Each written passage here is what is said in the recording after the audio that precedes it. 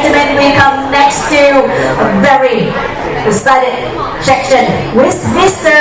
THOMASEN, CEO Decision Lab. So right now, please welcome and share your beautiful presentation today. Thank you. It's great to follow after the data session. It's, as head of a research company, it's very nice to hear some of the companies really embracing data in their business. Come in, have a seat, settle in. There are a few seats in the front here as well.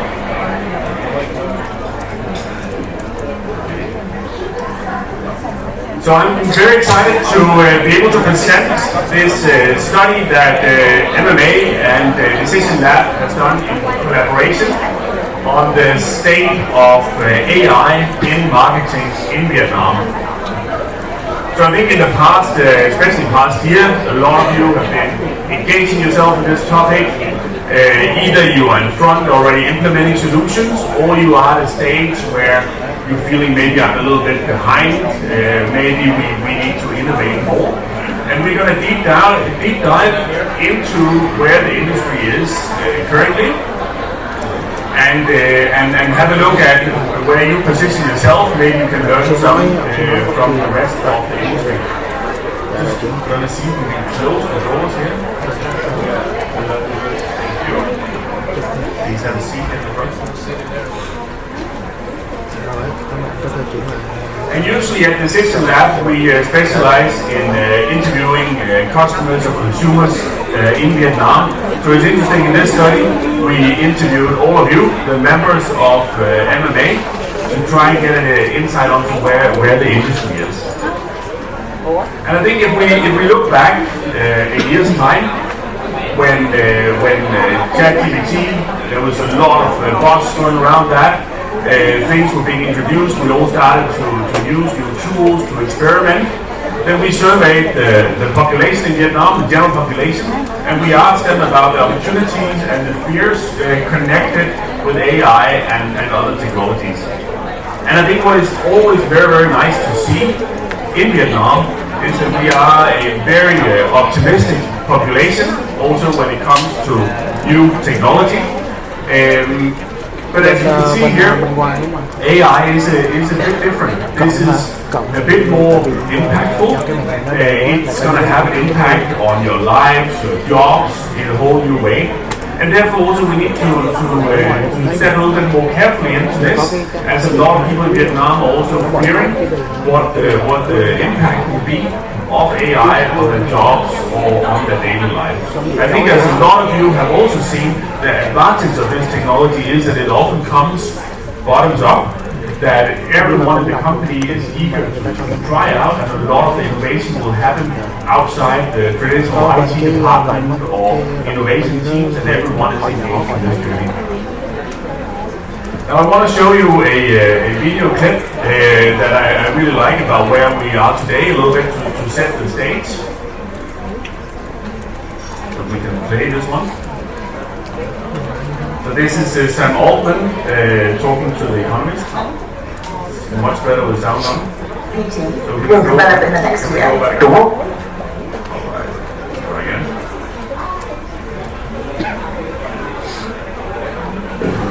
What are the most important capabilities that ChatGPT will develop in the next year? The world had like a 2-week freak out with GPT-4, right? This changes everything. AGI is coming tomorrow. There are no jobs by the end of the year. And now people are like, why is it so slow? And I love that. I think that's a great thing about the human spirit, that we always want more and better. So I think for me this is what really represents the time we're in today. We all had a bit of a shock.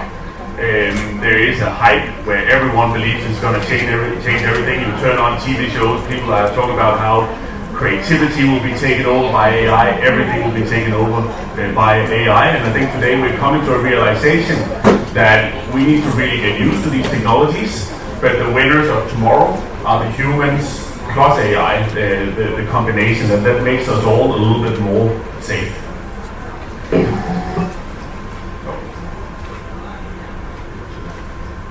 Yes. So I wanted to just zoom in a little bit on the topic here today. So this is a recent study by McKinsey globally, where they have researched what are the functions mostly impacted by AI. And I think this really shows why this is an important topic here today at MMA in front of a lot of marketeers, because we are really at the center of the storm of the innovative development here. So marketing and sales, by far, the function within companies that is most impacted by AI. I start quite a lot of my presentation on this topic by going to the website, will my job be taken over by robots? And you can type in your job function, and you can see how lucky or unlucky you are in the future. And for someone like me working in insights and analytics, we're definitely under threat. But I think this is also really an opportunity, because we get to be some of the first that embrace these new technologies and are able to use it in our everyday work. So let's look a little bit, or just jump a little bit back here. Let's look a little bit at how we are then impacted in Vietnam in marketing. So this is from the survey we did among the MMA members. And I think what is interesting here is, so from MMA, we have divided this into 4 stages of implementation. And it is quite clear that we have taken a step into stage 2, exploration. This is no longer completely new to companies. If it is completely new, then you need to step up and dive in. So most companies have been to the exploration stage or is beyond this. So we are at this stage. We are actively exploring use cases, conducting research pilots, experimenting with generative AI tools. So for your checklist, when you go back, I think it's important to look at, are you as a company already at this stage? Because we see we also already have one leg in stage 3, the early adoption, where we're starting to implement generative AI in specific areas. We're working on larger pilot projects, we're building internal capabilities, and we're starting to see the benefits. It's also quite interesting to see that it seems like almost no one are at a stage where they see this as expansion, where it's company-wide and where we're really implementing things. So there is still ample room for everyone to get on board, to start experimenting, make sure that your staff is ready for the change, that your organization is ready for the change.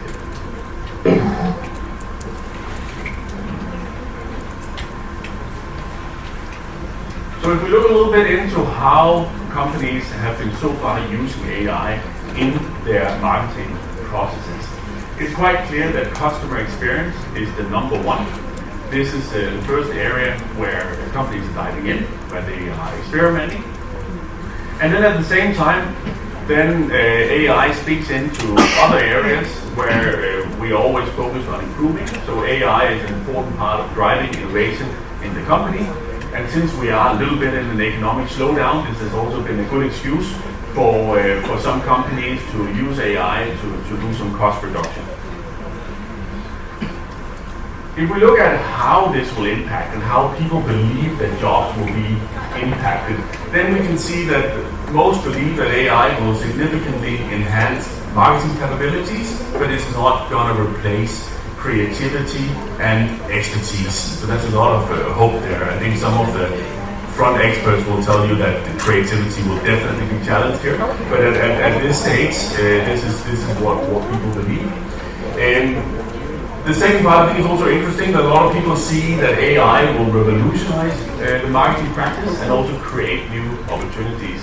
And for a company like ours, where we are testing, evaluating, looking at improving marketing activities, I think this is going to be interesting because we will have marketing tactics that we haven't seen yet, and we need to find ways to measure if those are effective or not.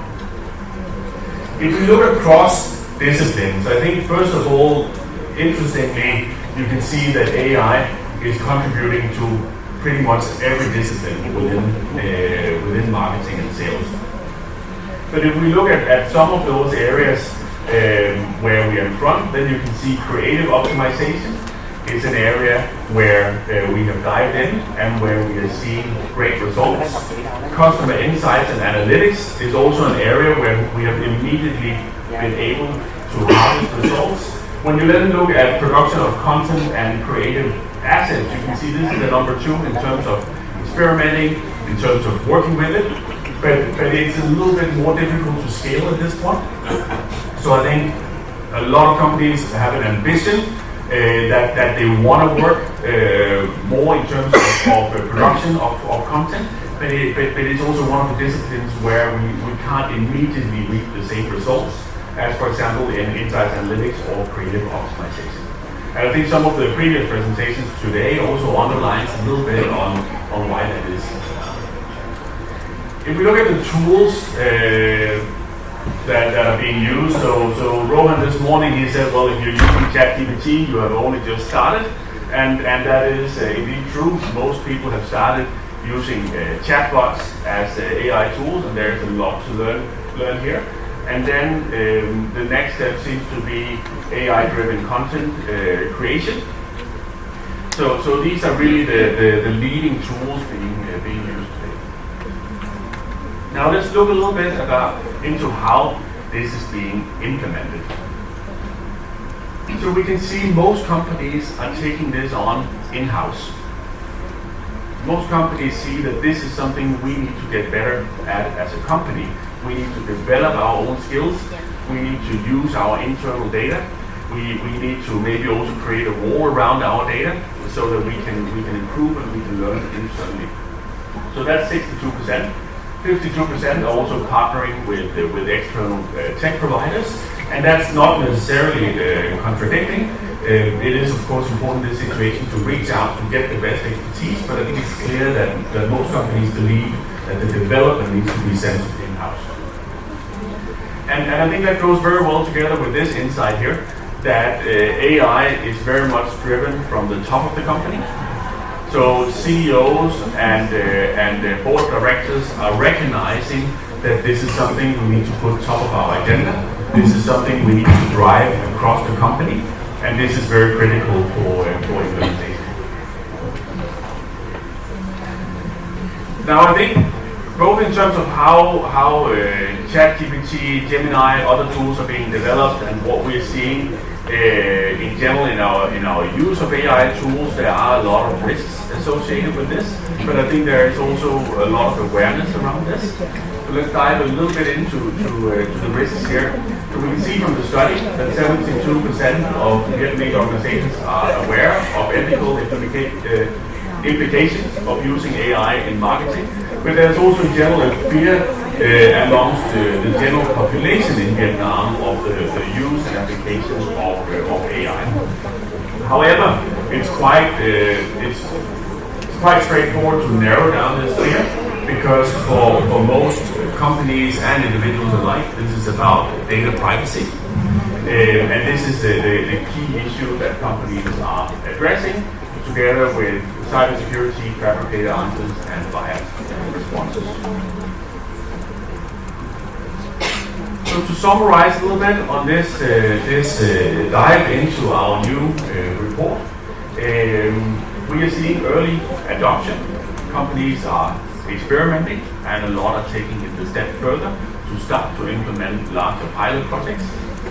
There are, of course, challenges with implementation, and some of the things you can read more about in the report is in terms of the training needs, the challenges in terms of getting your team up to speed with AI. Data privacy continues to be an issue of concern, and I think what is adding to this issue is, as I said at the beginning, that AI is developing very much from the bottom up in your organization. So you might have good instruction from IT, from legal in your company, but then a lot of your teams will be experimenting on their own. And I think in Vietnam we sometimes have a tendency to experiment a little bit more than other places. So it's really important to have this company-wide discussion about privacy, about all these new tools, what do they use, what is exclusive to your company. So I would suggest all of you go and download the full report from MMA. Check out your phone. Great. Yeah, thank you so much. Great job. Thank you so much for very, very skillful and also useful information today. This is your brief experience. Thank you so much.